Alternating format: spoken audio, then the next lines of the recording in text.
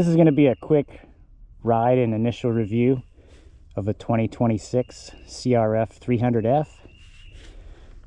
This is replacing my KTM 300 XCW. So quite a change, and might have made a mistake, but I don't know. I kind of like these smaller bikes. I like riding a slow bike fast and a fast bike slow. And the KTM was definitely a fast bike. So let's give it a quick ride, and I'll stop and talk about what I like, what I don't like.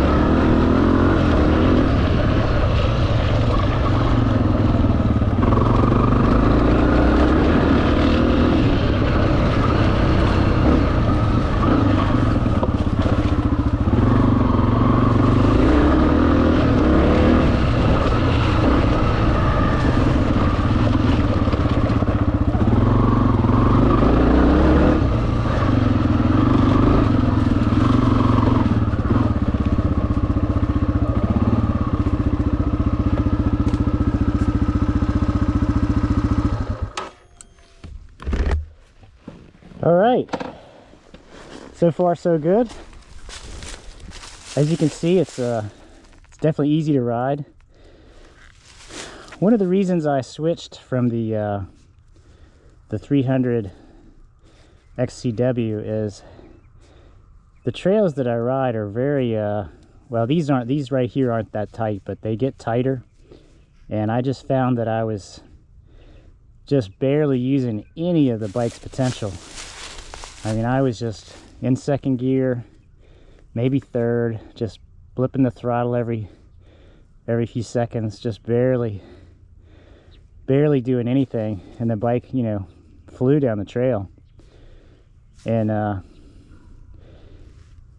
like I said, sometimes I like to have a bike where I can get on the gas hard and flog it, and I definitely could not do that on the 300. If I got on the gas for more than a second, I was flying. So I think I'm gonna like this. Before the 300, I came off of an SSR 300. Before that, a AJP 240, and a bunch of other bikes before that. But I think this might just be the right mix. You know, I'm pretty light with gear. I'm only about 150 pounds. So I think this will work out well. The suspension holds up really well. It's on the stiff side for what you would call a play bike or trail bike, and it's got a long enough wheelbase so it's not unstable. It's right around 56 inches, so about 2 inches shorter than a full-size bike, and it's lower to the ground. I'm only about 5'5", and I can tiptoe on both sides, so it's perfect for the woods. And even though on paper it's heavy, it doesn't feel any heavier picking it up. You know, I can lay it all the way down, just pick it right up. It feels just like any of the other 250, 260-ish pounds full-size race bikes that I've been riding. I think this one is closer to 270.